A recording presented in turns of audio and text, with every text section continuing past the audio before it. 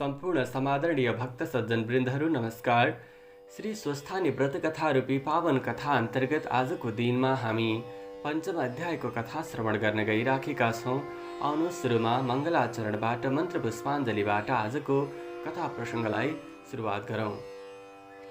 ॐ यं ब्रह्म वरुणेन्द्र रुद्रमरुत स्तुन्वन्ति दिव्यैस्तवैर् वेदे साङ्गपदक्रमोपनिषदैर्गायन्ति यं सामगाः ध्यानावस्थिततद्गतेन मनसा पश्यन्ति यं योगिनो यस्यान्तं न विदुःसुरासुरगणा देवाय तस्मै नमः। श्रीमच्चन्दनचर्चितोज्ज्वलवपु शुक्लाम्बरा मल्लिका मालालङ्कृतकुण्डला प्रविलसन् मुक्तावली शोभिता सर्वज्ञाननिदानपुस्तकधरा रुद्राक्षमालाकरा वाग्देवी वदनाम्बुजे वसतु मे त्रैलोक्यमाता चिरम्। मूकं करोति वाचालं पङ्गुं लङ्घयते गिरिं यत्कृपातमहं वन्दे परमानन्दमाधवम्। नमो भगवते तस्मै व्यासायामिततेजसे यस्य प्रभावाद् वक्ष्यामि नारायणकथामिमाम्। नारायणं नमस्कृत्य नरं चैव नरोत्तमं देवीं सरस्वतीं व्यासं ततो जयमुदीरये। ओम श्री स्वस्थानी परमेश्वर्यै नमो नमः। अथ पञ्चमोऽध्यायः। कुमारजी आज्ञा गर्नुहुन्छ हे अगस्त्य मुनि, तिमीले सोधेको सबै प्रश्नको उत्तर दिइसके, अब के सुन्ने इच्छा छ भन, म सबै सुनाउन तयार छु। त्यति सुनि अगस्त्य मुनिले बिन्ती गरे, हे कुमारजी, त्रिपुरासुरले कसको तपस्या गर्यो, त्यसलाई श्री महादेवले कसरी भस्म पार्नुभयो, यो सुन्ने इच्छा छ, त्यो सबै आज्ञा हवस्। यस्तो मुनिको प्रश्न सुनेर कुमारजी आज्ञा गर्नुहुन्छ हे अगस्त्य मुनि, अघि भगवान श्री विष्णुले हिरण्याक्ष दैत्यको वध गर्नुभयो अनि समस्त दैत्यहरू दुखी भएर खेद गर्न लागे। तब मय नाम गरेको एउटा दैत्यले मनमा विचार गर्न लाग्यो, जस्तो कामदेव नहुँदा रति भइन् त्यस्तै त्यो दानवराजमय पनि भयो अनि बलवान तारकाक्षर विद्युत प्रभ नामका आफ्ना मित्र समेत मयले कठोर तपस्या गर्न लाग्यो। ती तीनैजना दैत्यहरू माघ पुसको जाडोमा हिमालयमा गई तपस्या गर्दथे। वैशाख जेठमा घाममा पञ्चाग्नि तापी गर्मी प्रदेशमा तपस्या गर्दथे। यस्तै प्रकारले तपस्या गर्दा गर्दा 10,000 वर्ष बिताए। तिनका देहमा केवल हाड छाला मात्र बाँकी रह्यो। फेरि ती ठुलो सुखबाट पनि वञ्चित भए। तैपनि तिनीहरू सूर्य जस्तै तेजिला देखिन लागे। तिनको तपस्याले ब्रह्माजी प्रसन्न भएर ती तीनैजनाको सामुन्ने पुगी नम्र स्वरले आज्ञा गर्नुभयो, हे दैत्यहरूमा श्रेष्ठ भएका वीर हो, तिमीहरूको तपस्याले म अत्यन्त प्रसन्न भएँ। आफ्नो मनमा जे इच्छा छ सो वरदान माग। ब्रह्माजीको यस्तो अत्यन्त सुन्दर वचन सुनेर साष्टाङ्ग दण्डवत गरी केवल घोडाले मात्र भूमिमा स्पर्श गरी हात जोडेर बिन्ती गरे, हे प्रभु, हजुर प्रसन्न हुनुहुन्छ भने हामीलाई अवध्यत्व अर्थात् कहिल्यै पनि नमर्ने वर प्रदान गर्नुहोस्। बल पराक्रम पनि ठुलो होस्। फेरि विमान समान जो हामी 3 पुर बनाउने छौँ त्यसमा मनुष्यको गति नहोस्। हामी ठुला बलवान हौँ, यही वरदान दिनुभवस्। ती दैत्यहरूले त्यस्तो वर मागेको सुनि ब्रह्माजी आज्ञा गर्नुहुन्छ, हे दैत्य हो, तिमीहरूले जस्तो भन्यौ त्यस्तो प्रकारको अवध्य वरदान दिन म असमर्थ छु। मृत्युको अवकाश राखेर अर्को वर म दिन्छु। यसमा कुनै पनि प्रकारको अन्यथा नमान, किनकि म स्वयं पनि मेरो पनि मृत्यु हुन्छ भने मैले कहिल्यै पनि नमर्ने आशीर्वाद कसरी दिन सक्दछु। ब्रह्माजीको त्यस्तो आज्ञा सुनेर मयले फेरि बिन्ती गर्यो, हे प्रभु, अघि मैले भने जति सबै कुरा होस्। मृत्युलाई ती मैले बनाएका पुरहरू एकै स्थानमा रहने छैनन्। जब 10,000 वर्ष पुग्ला तब ती पुरको केवल आधा निमेषसम्म मात्र मेल होस् र त्यही आधा निमेषभित्र जो एक बाणले ती तीनै पुरलाई नष्ट गर्न सकोस् त्यही पुरुष हामीलाई मार्न सकोस्, अथवा जसले त्यो एक निमेषभरको समयमा त्यो तीनवटै पुरहरूलाई नष्ट गर्न सक्दैन त्यो व्यक्तिहरूको हातबाट हाम्रो मृत्यु नहोस्। यस्ता मयका वचन सुनेर तथास्तु भनी ब्रह्माजीले आशीर्वाद दिएर आफ्नो लोकतर्फ जानुभयो। तब त्यो मय दानवले संसारै नाश गर्ने इच्छा लिएर आदि कल्पमा 3 पुरको रचना गर्दभयो। ती 3 पुरमा पहिलो फलामको, दोस्रो चाँदीको र तेस्रो सुनको पुर बनायो। ती 3 पुर आकाशमा सुमेरु पर्वतका श्रृङ्ग टाकुरा हुन्के जस्ता देखिन लागे। ती पुरहरू चन्द्रमाका किरण लाग्नाले अति शीतल भएका, स्थान स्थानमा आँखी झ्यालहरू बनेका, घरका अट्टालिकाहरू पनि अति अग्ला, आँगनहरूमा पनि राम्रा राम्रा देख्दै मनलाई मोह पार्ने शिलाहरूले छापेका, स्थान स्थानमा सुनले लेपन गरिएका उत्तम पुरद्वारहरूमा रङ्ग बिरङ्गका रत्नहरू जडिएका, मुगा मोती त्यस्तै गरेर मणिहरू स्थान स्थानमा जडाएर बिजुलीको प्रकाश समान रत्नहरूको चारैतिर प्रकाश फैलिएका त्यस्ता प्रकारका पुरहरूको निर्माण गरे। फेरि चित्र विचित्रका प्रकाश फैलाउने गरी हीरा मोती आदि रत्न जडेको, वायुको बेग लाग्नाले फरफराइरहेका पताकाहरूले शोभायमान भएका घरहरूका पङ्क्तिहरू पनि रत्न समूहका थुप्रा नै हुन् कि भन्ने भान पार्ने फराकिला मार्गहरू पनि सिँगारिएका अत्यन्त राम्रा। त्यस्तो प्रकारको वरिपरि सम्पूर्ण प्रकारको सजावटहरू तयार गरेर ती पुरको निर्माण गरियो। घर महलहरू पनि अनेक रङ्गका मनहरण गर्ने रत्नहरूले सुशोभित, ध्वजा पताकाहरूले सिँगारेर ती विमान जस्ता 3 पुरलाई शोभायुक्त बनायो। अनि अनेक रत्न जडेका गमलाहरूमा रङ्ग बिरङ्गका जात जातका उत्तम सबै ऋतुमा फुल्ने फुल र त्यसै सट ऋतुमा फल्ने फलका वृक्षहरू लगायो। तलाउहरू पनि अनेक प्रकारका कमल कमलिनी कुमुदिनीका पुष्पले शोभायमान भएका तयार गरायो।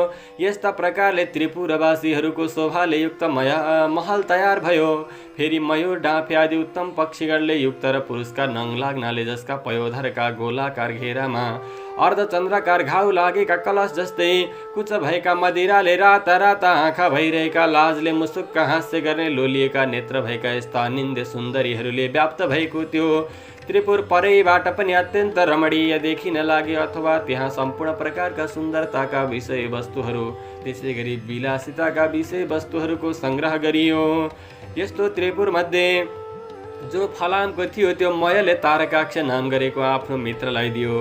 त्यसै गरी अर्को जुन चाँदीको सुन्दर पुर थियो त्यो विद्युत प्रभ नाम गरेको दैत्यलाई दियो। जुन स्वर्णले बनेको अर्थात् सुनले बनेको सबैभन्दा उत्तम थियो त्यो मयले आफूले लियो। अनि त्यो त्रिपुर दैत्यपति मय मन्त्री वर्गले सहित भएर त्यो त्रिपुरको राज्य गरेर त्यहाँ शोभायमान भयो। त्यो दैत्यराज आफ्ना शत्रुहरूको तिनका सेनालाई परास्त गरेर आफ्ना हितैषी ब्राह्मण वर्ण र भृत्य वर्गले शहीद भए। आफ्ना आफ्ना सुन्दरी स्त्रीहरू साथमा लिइरहँदा स्वर्गभन्दा पनि बढ्ता सुख भोग गर्न लाग्यो। अनि तिनै लोकका आनन्दलाई ध्वंस गर्न लागे। साथै अभिमानले भरिएर देवताहरू पनि विजित भए भन्ने मनमा ठान्न लागे। तिनीहरूलाई मार्न लागे। उनका बगैँचाका सल वृक्ष र बिरुवाहरू खेली फाल्न लागे, केही आफ्ना बगैँचामा सार्न लगाए। यसै गरी देवताहरूलाई दुःख दिएको निकै समय व्यतीत भयो। तब तिनीहरूदेखि सबै देवताहरू क्रोधित भई ब्रह्माका सामु गई त्रिपुर निवासी दैत्यहरूको सारा अन्याय उपद्रव विस्तार गर्दा भए। अनि ब्रह्माजीले समस्त देवताहरूलाई शान्त गराई आज्ञा भयो, हे देवगण हो, त्रिपुरासुर दैत्यहरू बडो बलवान छन्। तिमीहरूद्वारा तिनको नाश हुन सक्दैन। तसर्थ नारायण आदि सकल देवता महादेवका शरणमा जाऊ, उनैले हाम्रो उद्धार गरिदिनेछन्। उनले हाम्रा शत्रु ती दैत्यहरूको अवश्य नाश गर्नेछन्। ब्रह्माजीको यस्तो हित वचन सुनेर स्वीकार गरी ब्रह्मा विष्णु इन्द्र यम चन्द्र कुबेर वायु समेत सबै देवता ब्रह्मालाई अघि लगाई कैलाश नाम गरेको पर्वतमा पुगे। त्यहाँ महादेवको दर्शन पाई हात जोडेर स्तुति गर्न लागे, हे पिनाकधारी, हे चन्द्रमौले, हे त्रिलोकेश, हे अमित पराक्रमी, हजुरलाई हाम्रो कोटि कोटि नमस्कार छ। हे चन्द्रशेखर, हे त्रिलोकदेव, हे चन्द्रमौले, हे जटाजुटधारी, हे नीलकण्ठ भगवान, हजुरलाई हाम्रो कोटि कोटि नमस्कार छ। संसारलाई शरण लिने नन्दीलाई वर दिने देवताका पनि देवता यस्ता हजुरलाई कोटी कोटी नमस्कार छ। थोरै सेवाले पनि प्रसन्न भएर वर दिने यज्ञका मालिक हिमालयमा निवास गर्ने यस्ता हजुरलाई कोटी कोटी नमस्कार छ। योगीहरूले सदैव ध्यान गरिने जगतको वैभवलाई तुच्छ ठान्ने धर्ममा दृढ रहने दिशारूपी वस्त्र धारण गर्ने अर्थात् जसका वरिपरिका सबै दिशाहरू पूर्व पश्चिम उत्तर दक्षिण नै जसका वस्त्र रहेका छन् हे त्यस्ता भगवान हे भक्तलाई वर दिने ब्रह्माण्डका धाता विधाता यस्ता हजुरलाई कोटी कोटी नमस्कार छ। सूर्य चन्द्र इन्द्र वायु आदि देवताको सृष्टि र पालन गर्ने यस्ता हजुरलाई कोटी कोटी नमस्कार छ। सूक्ष्म भन्दा पनि अति सूक्ष्म काल स्वरूप नित्य स्वरूप धारण गर्ने यस्ता हजुरलाई कोटी कोटी नमस्कार छ। पर भन्दा पनि पर ब्रह्म स्वरूप शङ्करलाई कोटी कोटी नमस्कार छ। सारा ब्रह्माण्ड धारण गर्ने सूर्य चन्द्र वायु अग्नि र जल एवं आकाशको रचना गर्ने यस्ता हजुरलाई कोटी कोटी नमस्कार छ। हे सौम्य हे पुरुषोत्तम हे वपुष्मान त्रैलोक्यको श्रेष्ठ स्थिति र संहार गर्ने यस्ता हजुर हुनुहुन्छ हजुरलाई कोटी कोटी नमस्कार छ। हे सौम्य हे पुरुषोत्तम हे वपुष्मान हे त्रैलोक्यको श्रेष्ठ स्थिति संहार गर्ने यस्ता हजुरलाई कोटी कोटी नमस्कार। पूषाको दाँत भाँच्ने दक्षको यज्ञ नाश गरेर कामदेवलाई भस्म पार्ने यस्ता हजुरलाई कोटी कोटी नमस्कार छ। सुरासुरका उत्पन्न कर्ता यज्ञका हर्ता धर्ता हे शिखण्डिन हे नीलकण्ठ भगवान हजुरलाई कोटी कोटी नमस्कार छ। निरन्तर सुधा स्वरूप पार्वतीका भर्ता गणेश कुमारका पिता त्यस्तै गरेर हजुरलाई यस्ता सबैका पूजनीय हुनुभएका हजुरलाई कोटी कोटी नमस्कार छ। सदा मोक्ष रूप वरदान दिने हे विश्वेश्वर हे ब्रह्मात्मन हे वरदाता हजुरलाई कोटी कोटी नमस्कार छ। हे योगेश्वर हामी हजुरलाई प्रणाम गर्न आएका छौँ। हे योगेश्वर हे चण्डीश्वर हे रुद्र हे सर्व हे शम्भो हे भीम हे ईश्वर हजुरलाई हाम्रो कोटी कोटी नमस्कार छ। प्रणाम छ। हामीदेखि प्रसन्न हुनुहोस्। यस्तो देवताहरूले कातर भएर स्तुति गरेको सुनि तिनका मनको भाव जाने भगवानले आज्ञा गर्नुभयो। हे देवता हो जे इच्छा छ सो वर माग। मैले नदिने संसारमा कुनै पनि प्रकारको वस्तु छैन। म इच्छा पूर्ण गर्न तयार छु। जे सुनि प्रसन्न भएर तिमीहरूलाई जे इच्छा छ त्यो निशङ्क भएर वरदान माग। मेरो यो वचन सुनिसकेपछि मैले जुन आशीर्वाद दिनेछु त्यो कहिल्यै पनि मिथ्या हुने छैन। तब यस्ता वचनहरू सुनेर प्रसन्न भएका देवताहरूले विनम्र स्वरमा बिन्ती गरे। हे प्रभु ब्रह्माको वरले उन्मत्त भएका मय आदि दानवले हाम्रा उर्वशी मेनका आदि अप्सराहरू बल जप्ती लुटेर लगे। नन्दन वनका असल बोट बिरुवा कति उखेलेर नासे कति आफ्ना घर ओसारे देवताको नाश गर भन्दै हामीलाई अनेक तरहका कष्ट दिइरहेका छन्। अमरावतीबाट पनि निकालियौँ। हे भगवान ती दैत्यको संहार गर्न ब्रह्मा विष्णु पनि समर्थ छैनन्।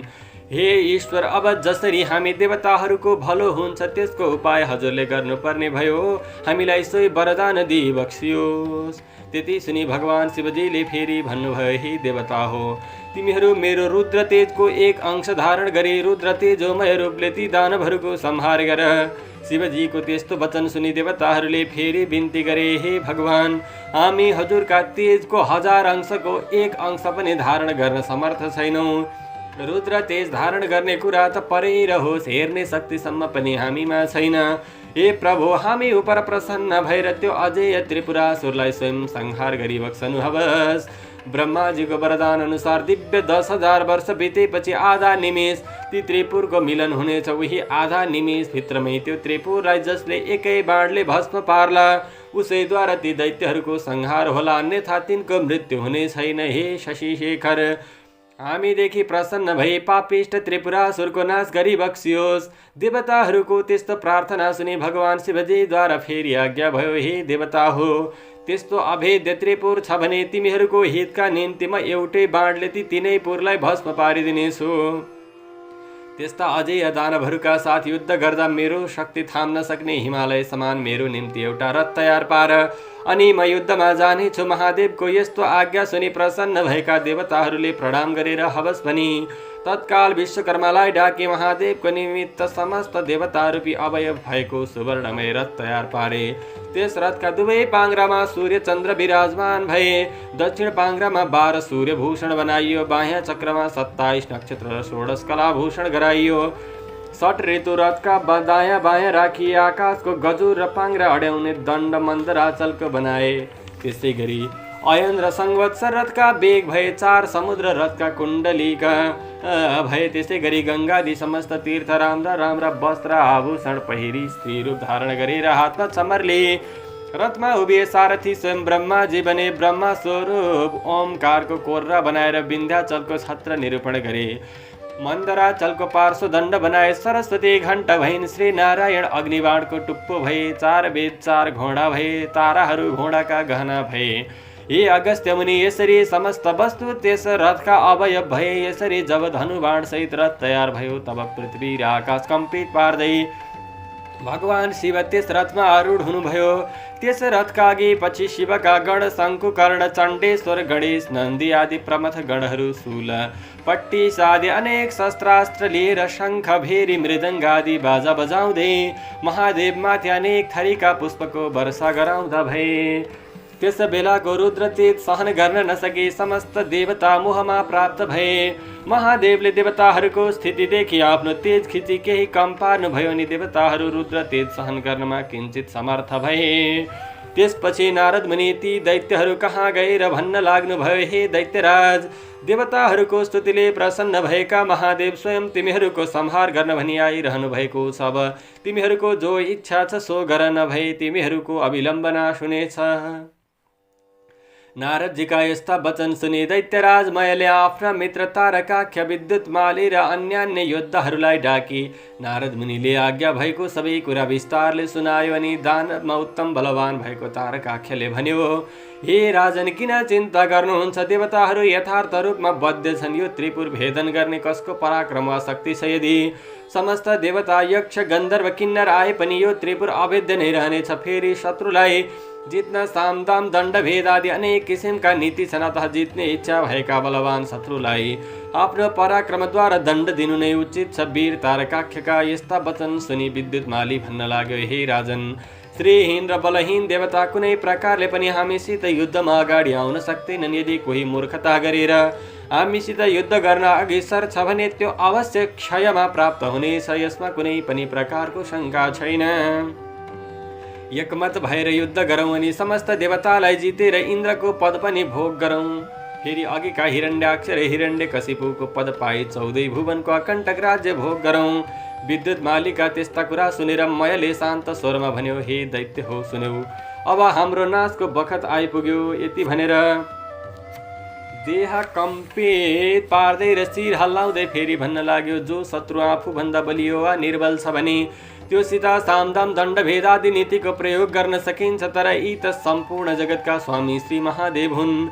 उनी दानव र देवता भन्दा धेरै व्रत श्रेष्ठ छन्। यदि देवताको हितका लागि उनी स्वयं हामीलाई मार्न आइरहेका छन् भने यसको त कुनै पनि प्रकारको उपाय छैन।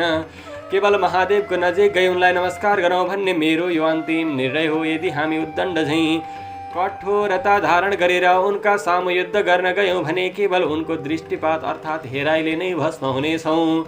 ब्रह्मादि देवता पनि दुखी भएर जसका शरणमा जान्छन् आज उनै ईश्वर हाम्रो नाश गर्न आइरहेका छन् भने हाम्रो कुन गति होला भन्न सकिन्न। जो क्षण मात्रमा सम्पूर्ण सृष्टि पालन र नाश गर्न सक्दछन्, फेरि जो जगतका कारण र मुक्तिदाता पनि हुन्, ती महादेवसित युद्ध गरेर हामी कसरी जित्ने आश गर्न सक्दछौँ? हे वीर हो, हाम्रो विधिहीन तपले के हुन सक्दछ? फेरि त्यसको फल हामीले धेरै वर्षसम्म भोग गरिसक्यौँ। त म भन्दछु, हे दानव वीर हो, तिमीहरू सबै कालले प्रेरित छौ, त्यसै कारण युद्ध गर्न तम्सिरहेका छौ। मयको त्यस्तो कुरा सुनि नारद मुनि उन्मत्त दैत्यहरूको मृत्युरूप यो कुरा भन्न लागे, हे दानव राज, अब तिमीहरूको तपस्या सकियो। यदि सङ्ग्राममा पछि हटेर नपुंसक झैँ देवताहरूको शरणमा जानुभन्दा त सङ्ग्राममा लडी वीरगति पाउन नै उत्तम ठान्दछु। यदि भगवान शिवका हातबाट मर्न पायो भने उनका प्रमथगणको अधिपति पनि हुन सक्दछौ। सङ्ग्राम नगरेर शरण पर्न गयो भने पनि देवताको हितका लागि तिमीहरूलाई नमारी छाड्ने छैनन्। फेरि दानवहरूका राजा वीर पराक्रमी भएर पनि कायर तातिर लाग्नु कति पनि उचित छैन। कायरदेखि शिवजी प्रसन्न हुँदैनन्, बरु युद्धमा पराक्रम देखाउने वीरदेखि प्रसन्न हुनेछन्। अतः किन नलड्ने, अवश्य लडाई। यदि संयोगले जित्यो भने तिनै लोकको सुख भोग गरौला। नारद मुनिका यस्ता कुरा सुनेर तारकाख्य र विद्युतमाली दानवहरू आयुष क्षीण भइसकेका हुनाले भन्न लागे, ठीक हो, उत्तम हो, नारदजीले आज्ञा भएको उचित हो। त्यसै गरी दानवराज मयले पनि आफ्ना सहयोगीहरूको कुरो सुनि। अब समस्त दानव वंशको संहार हुने समय भयो भन्ने जानी नारदजीले आज्ञा भएको उचित हो भनी समर्थन गरे। अनि मयका वचन सुनेर नारदजी पनि प्रसन्न हुनुभयो र समस्त दैत्यहरूलाई युद्ध गर्न उद्यत पारे। मयसित बिदा मागे महादेव कहाँ गए र उहाँ भएको कुरा सबै निवेदन गर्नुभयो। त्यसपछि समस्त दानवहरू युद्धको इच्छा गरी अनेक तरहका शस्त्रास्त्रले सज्जित भई लड्न तयार भए। बलनामा, नेमिनामा, वाडासुर, तारकाख्य, विद्युतमाली आदि प्रधान दानवहरू पनि युद्धको निश्चय गरी राजा मयका सामुन्य आए। अनेक प्रकारले सिंहनाद गर्दै गर्जन थाले। फेरि ती दानव सैन्य स्वयं दानवहरूलाई नै भयदायक देखिन लागे। परस्पर ऊ रथ आयो, उता हेर ऊ महादेवका रथको ध्वजा देखियो भन्न लागे। भय र शोक त्यागी नाना तरहका शस्त्रास्त्रले युद्धको इच्छाले जसरी पशु आगोको नजिक गए झैँ कालले प्रेरित दैत्यहरू शिवजीको रथ कति बेला आइपुग्छ र युद्ध गर्न पाइन्छ भनी हेरिरहे। त्यसै बखत पश्चिम सागरको शिरो भागमा रहेको अनेक सौन्दर्यले शोभा बढाइरहेका ध्वजा पताका आदिले सज्जित एवं सुशोभित सुमेरु पर्वत समान त्रिपुर देखियो। नन्दीश्वर आदि महादेवका प्रधान गणहरू उच्च स्वरले सिंहनाद गर्न लागे। तिनको सिंहनाद सुनेर दानव गणहरू पनि नगर छाडी बाहिर निस्के। यता चण्डेश्वर पनि उज्जवल कुठार हातमा लिएर डरलाग्दो मुख पारी शिवगढका सामुन्य आए। फेरि देदीप्यमान त्रिशूल हातमा लिए शिवकै समान पराक्रम गर्ने इच्छा भएका गणका अधिपति पार्श्व भागमा आए। अर्को गणका स्वामी शङ्कुकर्ण मुसल हातमा लिएर अर्को पार्श्वमा डटे। नन्दी, भृङ्गी, रिटी, तुण्डी र वीरभद्र आदि प्रधान वीरहरू पनि वज्र, त्रिशूल, गदा, परिगा आदि लिएर युद्धमा अग्रसर भए। त दानवगण पनि शिवजीको रथ आएको देखेर युद्धका निमित्त अनेक शस्त्रास्त्र लिएर शिवगढमाथि जाइ लागे। अनि दुवै तर्फबाट घमसान युद्ध सुरु भयो। शिवजी पनि त्रिपुरलाई भस्म हुन लागे झैँ देखेर प्रसन्न मुद्राले सङ्ग्राममा तत्पर हुनुभयो। नन्दी महाबली दानवसित जुझे। भृङ्गीले 10 बाणद्वारा विद्युत प्रभलाई भेदन गरे, तर राता राता नेत्र पारेर अनेक शिलाले ठोक्दा पनि उसलाई केही हानि गर्न सकेनन्। तब श्रृङ्गी र रिटीले त्यस दैत्यका पृष्ठदेशमा प्रहार गरे अनि उसले पनि सर्प झैँ निश्वास फेर्दै ठुलो शूलले भृङ्गी र रिटीलाई मर्ममा प्रहार गर्यो। त्यसको पीडा खप्न नसके भृङ्गी र रिटी नाम गरेका महादेवका जुन योद्धाहरू थिए तिनीहरू सङ्ग्रामबाट भागे। त्यस दानवराजले जब तिनीहरूलाई त्यसरी भगाए तब गणनायक गणेशलाई पनि 1000 शरको प्रहारले घायल तुल्यायो। फेरि 63 र 10 बाण थपेर गणेशको सर्वाङ्गमा घाउ गरायो। बैरीको त्यस्तो अदम्य साहस देखेर भगवान श्री गणेशले पनि रिसाई सुड लामो पारेर त्यस दानवको घाँटीमा बेरी बेसरी निमोठी मत्त हात्तीले तलाउमा फुलेको कमलको पुष्पलाई सहजै उखेलेर फाले झैँ गरी विद्युत प्रभ दानवको शिर उखेलेर फालिदिए। अनि गिँडबाट छुट्टिएको उसको शिर सरोवरबाट छुट्टी हात्तीका दाँतमा अड्केको कमलको पुष्प झैँ शोभित भयो।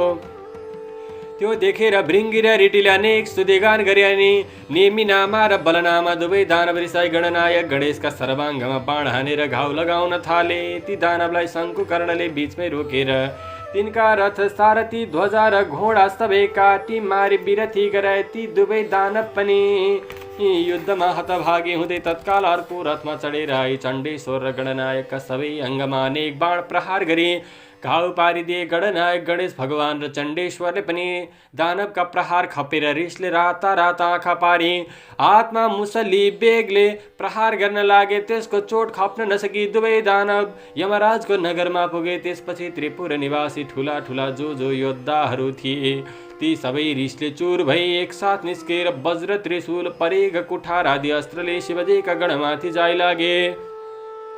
यसरी परस्पर घोर घमासान सङ्ग्राम चल्न लाग्यो। महादेवको आज्ञा पाएका शिवगणहरू पनि गजराजले कदली वन अर्थात् केराको जङ्गललाई ध्वस्त पारे झैँ र उन्मत्त सिंहले जनावरहरूलाई भर्काए झैँ ती दानवहरूलाई छिन्न भिन्न पारी तिनीहरूको वध गर्न लागे। ती दैत्यहरूमा कसैका शिर छैनन्, कसैका शरीर छैनन्। त्यस युद्धमा रगतको नदी बगे झैँ भयो। वायुको बेगले छिन्न भिन्न भएका मेघ झैँ र वज्रको चोटले धुलो भएका पर्वतका शिखर जस्तै लड्दै बढ्दै पश्चिम समुद्रमा गिर्दै गए। जब नेमी नामा र बलनामा वीरलाई शङ्कुकर्णले वध गरे।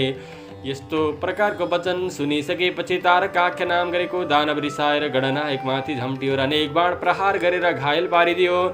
तब शङ्कुकर्णले पनि त्यसका प्रहार खपेर त्यसको शिरमा मुसल बजार्यो। उच्च स्वरले सिंहनाद गरे अनि त्यो दानव केही बलहीन भएर गिर्ला जस्तै देखियो अनि निर्धक्कसित त्यसका छातीमा भाला प्रहार गरे। त्यस चोटले दानव भूमिमा लड्यो, तर तुरुन्त उठेर चक्रले गणनायक भगवानमाथि फेरि प्रहार गर्न लाग्यो अनि शङ्कुकर्णले रिसाई साह्रै पीडा पर्ने गरी मुड्कीले हिर्काए। त्यो चोटले दानव फन्न घुमेर ढली मूर्छा पर्यो र दिव्य आयुधहरू त्याग्दो भयो अनि त्यो चोट खप्न नसकेर मृत्युमा प्राप्त भयो। त्यसरी उसलाई गिरेको देखेर उठाई राजा मयको भवनमा लगेर सारा स्थिति सुनाउँदै अनेक किसिमले विलाप गर्न लागे। त्यसरी रोई विलाप गर्न लागेका दानवहरूलाई मयले राम्ररी बुझाई भने, हे दानव हो, मेरो घरमा अमृतको एउटा कुण्ड रहेको छ, त्यसैमा चोबी मरेका जति सबै दानवलाई बचाऊ। त्यति सुनेपछि जो आज्ञा भनी प्रसन्न मनले मरेको तारकासुरलाई अमृतमा चोबेर बचाए।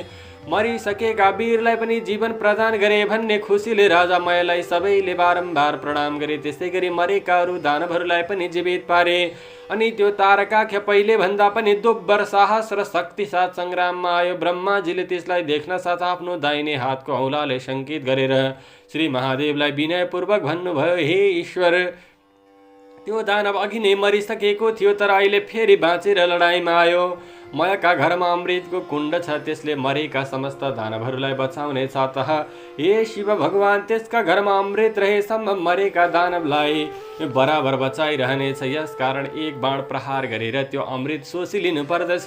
ब्रह्माजीको वचन मानेर शिवले एक बाण प्रहार गरी सारा अमृत शोषण गरिदिनु भयो। सारा अमृतलाई त्यहाँबाट लोप गराइदिनु भयो। ब्रह्माजीले फेरि विनयपूर्वक बिन्ती गर्नुभयो, हे प्रभु, अब त्यो बाण प्रहार गर्नुहोस्। मैले त्रिपुरसितको युद्ध अगाउन्जेलसम्म देखेँ। लड्दा लड्दा आज 1000 वर्ष बितिसक्यो तर त्यसको नाश हुन सकेन। अब त्यो बाण शीघ्र छाड्नुहोस् अनि बैरीको नाश होला। ठिक उसै बेला ती 3 पुरहरू आधा निमेषसम्म जोरी फेरि छुट्टिनेछन्। ती पुरहरू एकपल्ट जोरिएर छुट्टिएपछि जति बाण प्रहार गरे पनि सफलता प्राप्त हुन सक्दैन। हे प्रभु, मेरो प्रार्थना स्वीकार गरी बक्सन्छ भने तत्काल बाण प्रहार गरेर यस त्रिपुरलाई नाश गरिदिनुहोस्। ब्रह्माजीको त्यस्तो विनययुक्त कुरा सुनि ठिक हो अथवा असल हो भनी त्यो अग्नि सोमयुक्त उग्र बाण धनुमा राखी धनुलाई तलमाथि झुकाई दिव्य 10,000 वर्ष पुग्न साथ आधा निमेष जुन आँखा झिम्म गरेर उघारे जति समयको लागि त्रिपुर जोरिएको थियो, त्यही समयमा महादेवले आफ्नो योगबलले निश्चल पारिदिनु भयो अनि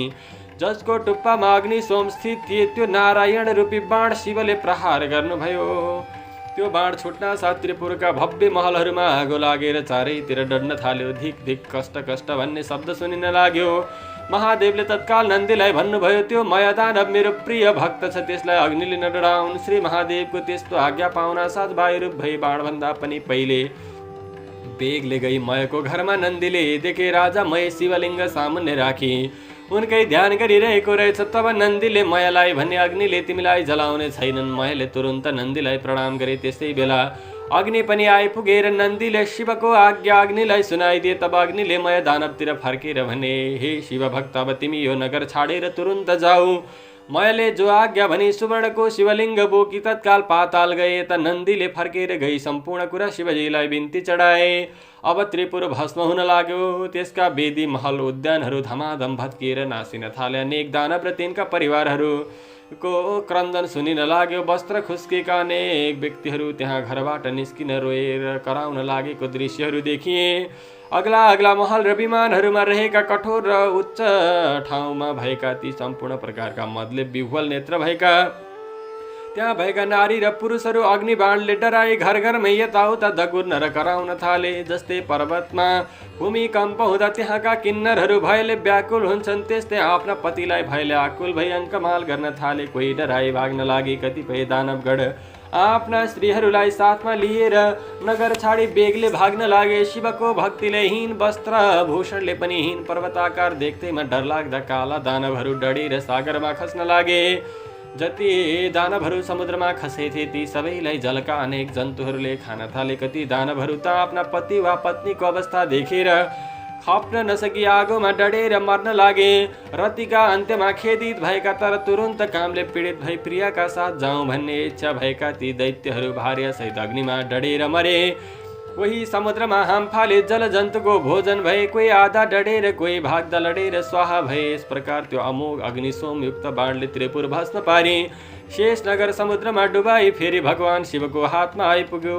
त्यस्ता प्रकारले अवेद्य त्रिपुर भस्म भएपछि देवताहरू आफ्ना अधिकार पाई शिवजीलाई प्रणाम गरेर स्तुति गर्न लागे। हे रुद्राज, हजुरद्वारा जुन रौद्र कर्म हुन गयो त्यो अत्यन्त प्रशंसनीय छ। त्यो अन्य कसैबाट पनि यो हुन नसक्ने छ र यो न कहिले हुने थियो, भएको थियो, न कहिले फेरि हुनेछ। हे शङ्कर, यो कामले हामी समस्त देवताहरूका सम्पूर्ण प्रकारका कष्टहरू निवारण गरिदिनु भयो, अतः हजुरलाई कोटि कोटि नमस्कार छ। यस्तो देवगणले स्तुति गरेको सुनि भगवान श्री महादेव प्रसन्न भएर आज्ञा गर्नुभयो। हे देवता हो, आफ्ना प्रिय भक्तजनलाई सदैव पुत्र जस्तै स्नेहपूर्वक पालन गर्नु पर्दछ। दैत्य नै भएर आए पनि यदि मेरो भक्ति गरेका हुन्थे भने उनीहरूलाई मैले पालन गर्दथेँ। आज त्रिपुरवासी दानवहरूको संहार हुन गएकोले तिमीहरूको इच्छा पूर्ति भयो। अब तिमीहरू खुसी साथ आफ्ना आश्रममा जाओ। श्री महादेवले यस्तो आज्ञा भएको सुनि महादेवलाई दण्डवत प्रणाम गरी आफ्ना लोकमा सबै जाँदा भए। देवताहरू गएपछि नन्दी, भृङ्गी, भूत, प्रेत, पिशाच, डाकिनी, साकिनी सहित भएर शिवजी कैलाशपुरी पाल्नुभयो। हे अगस्त्य मुनि, यो सहसा कसैले वर्णन गर्नै नसक्ने त्रिपुर दाह मैले यथा सम्भव सुनाए। जो शिव भक्त अथवा भगवानको भक्तले खुसीका साथमा यो कथा सुन्ला वा सुनाउला त्यो समस्त पापबाट मुक्त भएर मरेपछि अथवा यो प्राण त्याग गरिसकेपछि पनि भगवान शिवजीको पार्षद भएर सधैँ कैलाशमै बस्न पाउनेछ। जय जय श्री स्कंद पुराणे केदार खण्डे माघ महात्म्ये कुमार अगस्त्य संवादे श्री स्वस्थानी परमेश्वर्या व्रत कथायां त्रिपुर दाह वर्णनम नाम पंचमोऽध्याय। हरे नमः। उपनयतु मंगलम वह सकल जगन मंगलालय श्रीमान दिनकर किरण निबोधित नवनलिन दल निभीक्षण कृष्ण काले वर्षत पर्जन्य पृथिवी शस्यशालिनी देशोऽयं क्षोभरहितो ब्राह्मणा सन्तु निर्भया अपुत्राः पुत्रिणः सन्तु पुत्रिणः सन्तु पौत्रिणः निर्धना सधना सन्तु जीवन्तु शरदां शतं तत्रैव गंगा यमुना च तत्र गोदावरी सिन्धु सरस्वती च तीर्थानि सर्वाणि वसन्ति तत्र यत्राच्युतोद्धार कथा प्रसंग या कुन्देन्दु तुषारहार धवला या शुभ्रवस्त्रावृता या वीणा